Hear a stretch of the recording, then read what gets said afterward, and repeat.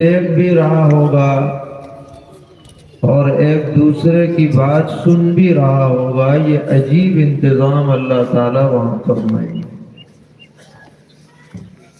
دنیا میں تو یہ ہوتا ہے کہ بڑا مجمع ہو جائے تو آواز نہیں جاتی، اسٹیج نظر نہیں آتا، پریشانی ہوتی ہے، الگ سے انتظام کرنا پڑتا ہے۔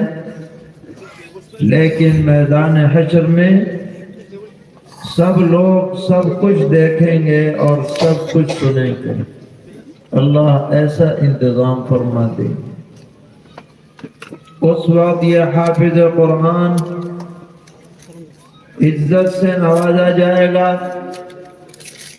اس کو عزت کا جوڑا پہنایا جائے گا، اس کے والدین کو عزت کا تاج پہنایا جائے گا جو اتنا روشن ہوگا جو سورج کی روشنی سے بھی زائد ہے۔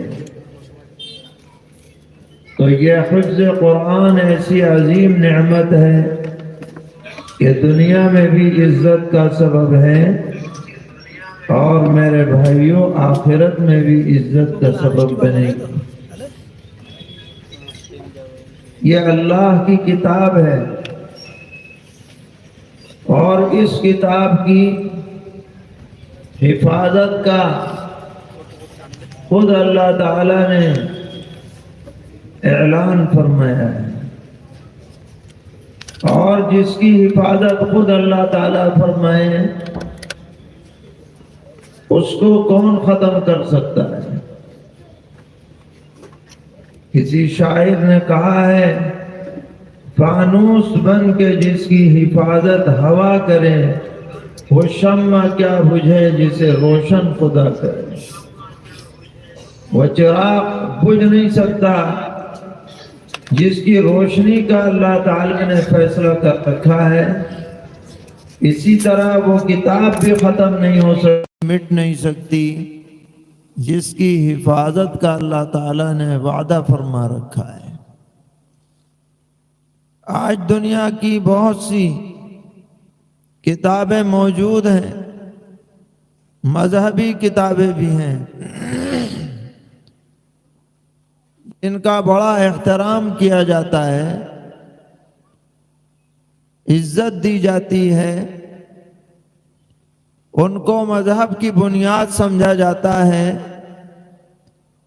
لیکن میرے بھائیوں، ان کتابوں کے حفظ یاد کرنے والے شاید ہی کوئی ہو، حفظ تو دور، دیکھ کے پڑھنے والے بھی کم ہیں۔ جو مذہبی کتابیں دنیا میں سمجھی جاتی ہیں، دیکھ کر کے بھی لوگ پڑھ نہیں پاتے۔ اپنی عبادت گاہوں میں جا کر کچھ تھوڑی بہت پڑھائی ہو جاتی ہے، لیکن صرف اور صرف قرآن مقدس وہ کتاب ہے کہ اس کے 30 پارے از اول تا آخر سینے میں محفوظ کیے جاتے ہیں، پڑھے جاتے ہیں، پڑھائے جاتے ہیں، اور اتنا پختہ یاد ہوتا ہے بعض ہمارے حفاظ کو کہ اگر ان سے کہا جائے کہ صبح سے شروع کرو، دوپہر تک میں پورا قرآن سنا دیتے ہیں۔ ایک ایک بیٹھک میں پورا قرآن پڑھنے والے آج بھی موجود ہیں۔ ایسے حفاظ بھی ہیں جن کا معمول ہے کہ روزانہ ایک قرآن پاک پڑھتے ہیں۔ ابھی چند دن پہلے کی بات ہے، ہم گوہاٹی سے سوار ہوئے جہاز میں، تو ہمارے ساتھ ایک اڈھیڑ عمر کے صاحب تھے، وہ احمد آباد جا رہے تھے۔ ان سے بات چیت ہوئی تو انہوں نے کہا کہ میرا بہت دنوں سے ہر دن ایک قرآن پاک پڑھنے کا معمول ہے، اور رمضان میں ہر دن 2 قرآن پاک میں ختم کرتا ہوں۔ یہ کوئی صحابہ کے دور کی بات نہیں ہے، آج کل کے دور کی بات ہے، ایسے حفاظ موجود ہیں۔ حضرت شیخ الحدیث مولانا محمد زکریا صاحب رحمۃ اللہ علیہ نے لکھا اپنے روزنامچے میں کہ راجستھان کا سفر ہوا، سہارنپور سے 1.5 دن کا سفر تھا، 45 پاروں کی تلاوت کر لی 1.5 دن کے اندر، سب کام کے درمیان۔ تو ایسے پڑھنے والے، یاد کرنے والے، سینوں میں محفوظ کرنے والے دنیا میں کسی کتاب کے نہیں ہیں۔ یہ امتیاز صرف اور صرف قرآن مقدس کو حاصل ہے، اور یہ اس پر موقوف نہیں ہے کہ اس کو چھاپا جائے، لکھا جائے، طباعت کی جائے۔ بے شک اگر دنیا میں طباعت بند ہو جائے، لکھنا بند ہو جائے، چھپائی بند ہو جائے، کتابیں مٹا دی جائیں تو اور کتابیں مٹ جائیں گی، مٹ سکتی ہیں، لیکن اگر ساری دنیا سے کتاب کے نام کی چیز ہٹا دو پھر بھی قرآن باقی رہے گا، کیونکہ اس کا مدار کاغذ پر نہیں ہے، کاتب پر نہیں ہے، پریس پر نہیں ہے، جلدوں پر نہیں ہے، اس کا مدار انسان پر ہے۔ جب تک انسان موجود ہیں، صاحب ایمان موجود ہیں، قرآن مٹ نہیں سکتا، جس کا نمونہ ہمارے سامنے ہے کہ آج خود ہمارے ملک میں ہر سال ہزار طلبہ حفظ قرآن کی دولت سے فیض یاب ہوتے ہیں، ان کو یہ سعادت نصیب ہوتی ہے۔ تو جب تک قرآن رہے گا اسلام زندہ رہے گا، جب تک قرآن رہے گا دین باقی رہے گا، جب تک قرآن رہے گا نسلوں میں ایمان باقی رہے گا، جب تک قرآن رہے گا داڑھی ٹوپی کا چلن رہے گا، جب تک قرآن رہے گا مسجدیں آباد رہیں گی، جب تک قرآن رہے گا انشاءاللہ مدرسے بھی چلتے رہیں گے۔ یہ اللہ تعالیٰ کا عظیم انعام ہے اس امت پر کہ ہمیں کتاب بھی عطا کی اور ساتھ میں حفاظت کا وعدہ بھی کیا۔ حضرت فدائے ملت مولانا سید اسد صاحب مدنی نور اللہ مرقدہ واقعہ سناتے تھے کہ پانی پت میں سن 1857 کے بعد انگریز کا جب تسلط ہوا تو وہاں پادری لوگ آنا شروع ہوئے، عیسائیت کی تبلیغ انگریزی حکومت کی سرپرستی میں۔ تو ایک پادری وہاں آیا اور اس نے یہ سازش کی کہ قرآن پاک جو مسجد میں رکھے ہوئے ہیں وہ اٹھوانے شروع کر دیے، جو کتب خانوں میں بک رہے ہیں، فروخت ہو رہے ہیں، ان کو خریدنا شروع کر دیا۔ اور اس نے اپنی دانش میں یہ سمجھا کہ جب پڑھنے کے لیے قرآن نہیں رہیں گے تو قرآن مٹ جائے گا۔ یہ اس نے دماغ میں بات بٹھائی۔ اب حکومت کا تسلط ہے، کوئی شکایت کرے تو کس سے کرے، اور شکایت کرے تو کون مانے؟ تو ایک صاحب کے ذہن میں ایک تدبیر آئی، اور وہ تدبیر یہ تھی کہ انہوں نے دعوت کی اور سارے شہر کے معزز لوگوں کو بلایا، اور ساتھ میں اس پادری کو بھی دعوت میں بلایا۔ وہ پادری بھی آ گیا، لوگ بھی آ گئے۔ اس نے کہا کہ ابھی کچھ دیر ہے کھانے میں، اگر اجازت ہو تو ہمارے ہاں کچھ بچے قرآن پڑھتے ہیں، ذرا سن لیا جائے۔ سب نے کہا ہاں ہاں سنواؤ۔ اب بچے نے قرآن پڑھنا شروع کیا، وہ صحیح پڑھ رہا تھا، اس کو اس آدمی نے غلط لقمہ دیا کہ یعلمون نہیں ہے تعلمون ہے، لیکن اس بچے کو اتنا اعتماد تھا کہ اس نے کہا کہ آپ غلط کہہ رہے ہیں، جو میں پڑھ رہا ہوں وہ صحیح ہے، آپ کا لقمہ غلط ہے۔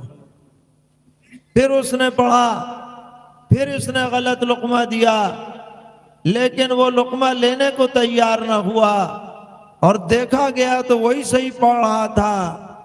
کئی مرتبہ یہ دکھلا کر ان صاحب نے پادری سے کہا کہ آپ قرآن چھپا ہوا تو اٹھوا سکتے ہیں، لیکن ان بچوں کے سینوں میں جو قرآن محفوظ ہے اسے آپ مٹا نہیں سکتے، بھول جائیے آپ۔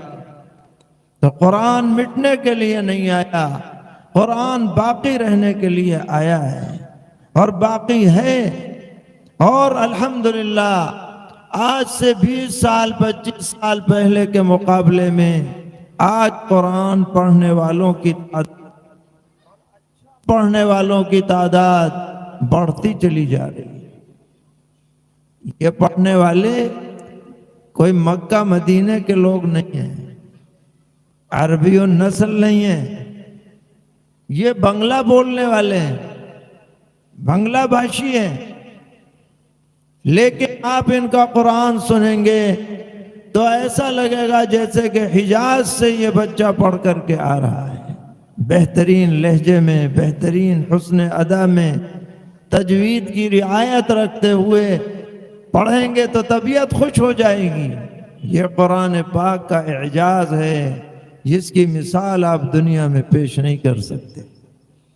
اور اللہ تعالی ہمارے بزرگوں کی قبروں کو نور سے منور فرمائے کہ انہوں نے یہ قرآنی گلشن اس پورے بر صغیر میں چپے چپے میں آباد کر دیے۔ اللہ تعالیٰ کے ہاں حسن نیت کی بڑی قدر ہوتی ہے، اچھی نیت سے کام کیا جائے تو بے مثال برکات اس کی ظاہر ہوتی ہیں۔ چنانچہ دارالعلوم دیوبند جب قائم ہوا تو کوئی بڑی بلڈنگ نہیں بنائی گئی، کوئی بڑا انتظام نہیں کیا، کوئی بڑا جلسہ نہیں ہوا کہ بھئی مدرسہ کھلنے جا رہا ہے، دارالعلوم کھلنے جا رہا ہے، کوئی بڑی اوپننگ سرمنی نہیں ہوئی، کوئی لوگوں کو بلایا نہیں گیا، بلکہ راتوں کو اٹھ کر دعائیں مانگی گئیں، تہجد میں اللہ کے دربار میں بھیک مانگی گئی کہ ہم کمزور بندے ہیں، حکومت کی طاقت ہے، آپ کے دین کے چراغ کو بجھانے کی کوششیں نہیں ہیں، آندھیاں چل رہی ہیں، ہم لوگ کمزور اور ناتواں ہیں، کیا کریں؟ چند اللہ کے بندوں نے پرانی سی چھوٹی سی مسجد میں ایک انار کے درخت کے نیچے ایک استاد ایک شاگرد، استاد کا نام بھی محمود تھا اور شاگرد کا نام بھی محمود تھا۔ وہ کیا جذبہ تھا، وہ کیا داعیہ تھا، وہ کیا بہترین نیت تھی، وہ کیا رجوع اللہ کی کیفیت تھی، وہ کیسی مبارک ساعت تھی، وہ کیسی خوش نصیبی کی گھڑی تھی، مقبول گھڑی تھی، جب یہ چھوٹا سا چراغ ایک چھوٹے سے قصبے کی چھوٹی سی مسجد میں چند افراد کے ذریعے جلایا گیا، مگر اس چراغ کی لو اور اس چراغ کی روشنی ایسی عظیم ثابت ہوئی کہ اس ایک چراغ سے ہزاروں چراغ، لاکھوں چراغ جل اٹھے۔ کیا شہر، کیا بستی، کیا آبادی، کیا جنگل، کیا دیہات، کیا مشرق، کیا مغرب، شمال اور جنوب، کہاں کہاں تک اس چراغ کی روشنی پھیلی اور پھیلتی چلی جا رہی ہے۔ شورش کاشمیری نے کہا تھا، اور بالکل صحیح کہا تھا، کہ گونجے گا چار کھونٹ میں نانوتوی کا نام، بانٹا ہے اس نے باد عرفان مصطفیٰ، بانٹا ہے اس نے باد عرفان مصطفیٰ۔